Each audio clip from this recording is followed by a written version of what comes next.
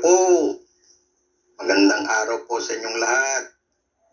Hingi po ako sana sa inyo ng konting pabor. Tulong nyo na lang po sa tulad naming mga content creator. Baka naman po pwedeng paki-like, subscribe, at pakitap na rin tong maliit na bell sa gilid para ma-notify ko kayo pag may bago akong i-upload na video. Sana huwag niyong kalimutan mag-subscribe.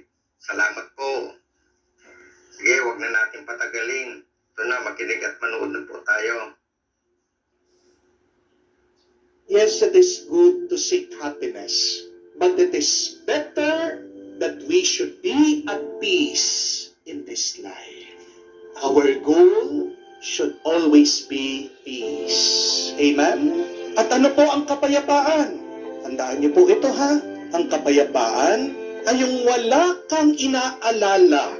Ang kapayapaan ay yung wala kang sama ng loob. Ang kapayapaan ay yung malinis ang iyong konsensya. Diba? Ang sarap matulog bawat gabi. When you are free from worries, when you do not have any resentment, and when you have a clear conscience. Pagpayapa ka, susunod yung ibang mabubuting grasya. Pagpayapa ka, hindi malayo na magiging masaya ka. Pagpayapa ka, kahit na nabibigatan ka sa buhay, magiging magaan, magiging madali, at makakayanan mo ang lahat. Amen? Ngayon ang tanong, paano ba tayo magiging payapa? Paano natin matatanggap ang kapayapaan? Tatlong bagay lang po. I want you to remember this. Number one, always be grateful. Palaging magpasalamat sa Diyos. Kaya nga po si San Pablo, yan yung turo niya. In all circumstances, in all situations, be grateful to God. Nagpapasalamat ka, payapa ka, at pagpayapa ka, masaya ka. Amen? Be grateful every day. Meron na pagaganda pong kwento tungkol po sa isang sinihan. Itong may-ari, naglagay po ng karatula, free admission. So lahat ng mga tao nakita po nila libre. Ano po yung palabas? Award-winning film. So lalo pong na-curious sa mga tao. Dahil libre din naman po, pasok po sila lahat doon sa sinihan. Jump-pack, punong-puno po. Ito pong movie house. Pagkatapos ng ilang saglit, biglang umandar na po yung projector sa likod. At anong nakita nila? A widescreen. So naghihintay po yung mga tao. Excited na sila. Nag-uumpisa na yung pelikula. But after 1-2 minutes, wala pong nangyayari dun sa screen. Puti lang po lahat ng kanilang nakikita. So medyo alingon-lingon na yung mga tao. Tinitignan nila, may sira ba itong pelikula? Bakit walang nangyayari? Bakit puti lang? Tumipas po 3 minutes, 4 minutes, wala pa rin nangyayari.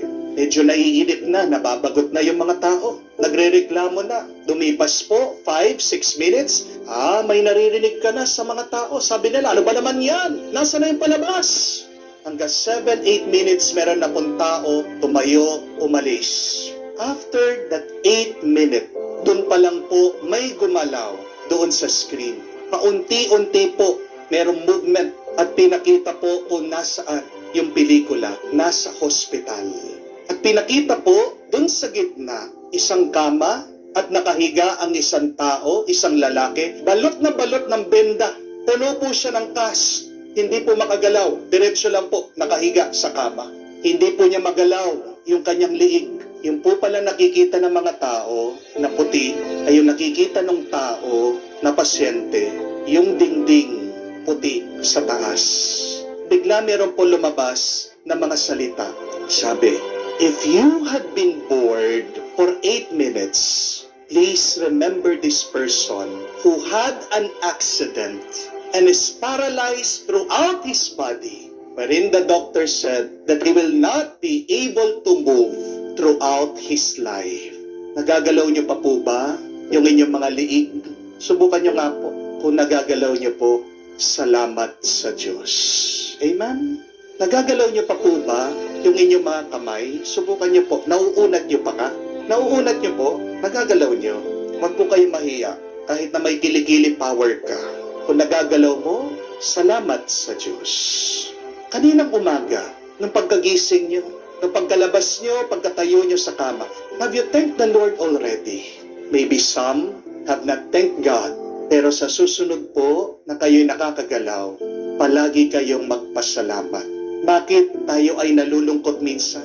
Kasi hinahanap natin sa buhay natin yung wala kaysa dun sa meron. Marami sa atin inahabol yung wala. Pero nakakalimutan pasalamatan kung ano yung pinagkaloob ng Diyos sa atin. Yung mga apostoles, umiiyak, sinara nilang kanilang sarili sa isang kwarto. Bakit? Kasi ang binibigyan nilang pansin, yung pagkamatay ng ating Panginoon. Pero nakalimutan nila kung ano naman ang kanilang natanggap dahil sa sakripisyo ni Jesus. Yes, they may have lost Jesus. He was killed, He died. And yet, through His sacrifice, He gained salvation for our souls. Yan ang mabuting balita, mga kapatid. Tandaan niyo po, sometimes when you lose things in your life, God will also give you a gain. Huwag mong titingnan yung mga nawala. Tingnan mo kung ano yung kapalit ng nawala. Oo, maaaring nawalan ka ng pera. Nagkaroon ka ng utang, pero tingnan mo naman, nakakapag-aral yung anak mo. Maaaring nawala ang lakas mo, nagkasakit ka. Pero tingnan mo naman kung anong nakuha mo, mas matatag, mas malakas sa pananampalataya sa Diyos. Maaaring nawala, iniwan ka ng asawa mo, pero tingnan mo naman, mas naging malalim ang inyong pagsasama ng iyong mga anak. We may lose some, and yet in every loss, there is a gain. Thank the Lord always for what you receive. You will experience peace in your life. Amen? Pero pangalawa, so that you will be at peace. Be with somebody. Sino po yung mga nadidepress? Sino yung mga nagpapakamatay? Yung mga nag-iisa.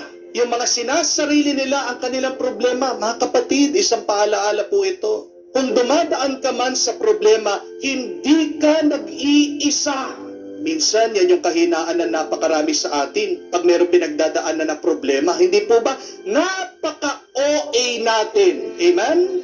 Kala mo naman, ikaw lang ang may utang. Kala mo naman, ikaw lang ang iniwan ng asawa. Kala mo naman, ikaw lang ang may sakit. Kala mo naman, ikaw lang ang magulang at nilalabanan ng mga anak. Hindi ka nag-iisa. Tandaan niyo po ito, mga kapatid, hindi po tayo anghel. Dahil tao tayo, masasaktan tayo. Dahil tao ka, may katawan ka, talagang dadanas ka na paghihirap, hindi ka anghel. Pero kung maaalala mo, hindi ka nag-iisa, di ba? Maiibsan, magiging magaan yung iyong nararamdaman. Ang problema ng napakarami sa atin, pag mayroong problema, ayaw bitawan. Saan nilalagay? Dito sa isip.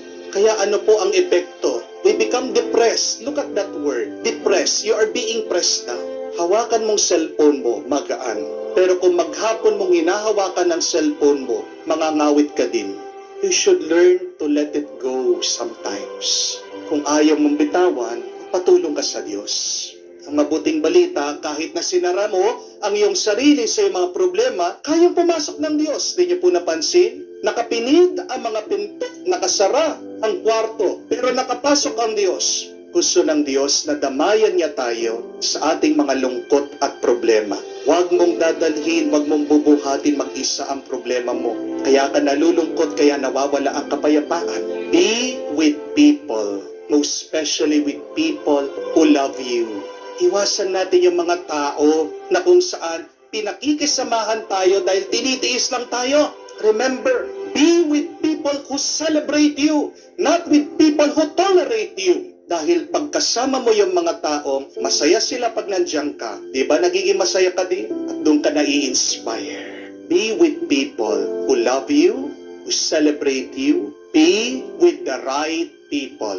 So ask yourself, yung mga kasama ko, tama bang mga tao yan para sa akin? Third and last, be with God. Without God, there is no peace. You have peace because of God. Tandaan niyo po ito, mga kapatid. Peace can only be given by God because peace is a gift from the Lord. Ilang beses sinabi ng Panginoon, peace be with you, peace be with you. Kahit na maghirap ka, kahit na magpagod ka, kung hindi ipagkakaloob ng Diyos sa iyo ang kapayapaan, hindi ka magiging payapa. Amen? Kaya nga, pag malayo ka sa Diyos, malayo din ang kapayapaan sa iyo. Isa pong karanasan na hindi ko makalimutan sa buhay ko. My most unforgettable mass ay nung minsan inanyayahan po ako magmisa sa isang bahay. Pagkadating ko po, sobrang laki po ng bahay, sobrang yaman po ng pamilya. Ang misa ko po pala patay. Namatayan po itong pamilya. Unfortunately, na-aksidente po yung anak nila. Napakabata po. At sobrang sakit, hindi ko po makalimutan kasi kahit na nakapaligid po sila ng kayamanan, ng karangyaan, they were so miserable because of the loss of their loved one. At alam niyo po kung ano yung narinig ko galing sa kanila, sabi nila, Father, kahit na ipagpalit namin lahat ng kayamanan, basta't maibalik lang namin itong anak naming na aksidente. Napakasakit po para sa magulang, hindi po ba? Na siya ang maglilibing sa kanyang anak. Di po ba dapat baliktad? Yung mga anak sila maglilibing sa magulang. But because of an accident, there was a tragedy, there was a great loss. Tingnan niyo po, doon sa panahon na yon, their wealth, their money could not give them peace. Umiinom po sila ng pampakalma, pampatulog, dahil ilang araw na po iyak ng iyak. Pero kumalma lang po sila nung nagmisa na po kami. At sabi ko po, ngayon ko na naiintindihan, ngayon ko na po naranasan kung ano yung pinagdaanan ng mga apostoles nung namatay ang Panginoon at sila ay nagkulong sa kwarto kamukha niyo. Kahit na nalungkot sila, nagpakita ang Diyos. At ngayon din, nagpapakita at nagpaparamdam ang Diyos. Nung tinaas ko po ang hosya, nag-iiyakan po sila. At doon lang po naibsan yung lungkot nila kahit na paano. My dear friends, you can be happy but without peace. Amen? Alam niyo yung muka ng taong suicidal. Hindi naman yung nakasimangot, hindi naman yung malungkot, hindi mo mahahalata sa tao na gusto pala niya magpakamatay. Nakangiti, normal lang po ang itsura ng taong gusto magpakamatay. Hindi ibig sabihin mukhang masaya, payapa.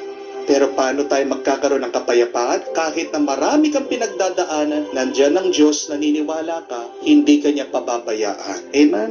So mga kapatid, sana maalaala natin ito. Oo, maganda maging masaya. Mabuting maging masaya. Pero mas mabuti kung tayo ay payapa.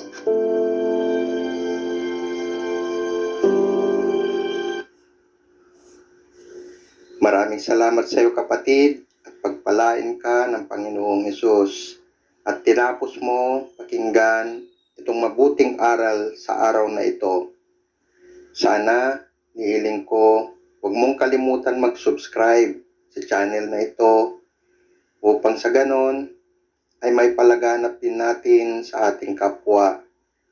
I-likes nyo, i-share nyo itong video ito upang sa ganon malaman ng ating mahal sa buhay at ating mga kaibigan na tayo ay meron tayong matatanggap na pagpapala sa pakikinig ng mga ganitong klaseng programa ng ating Panginoon.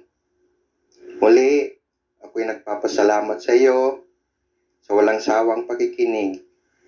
Pagpalain ka ng Diyos and God bless you, kapatid.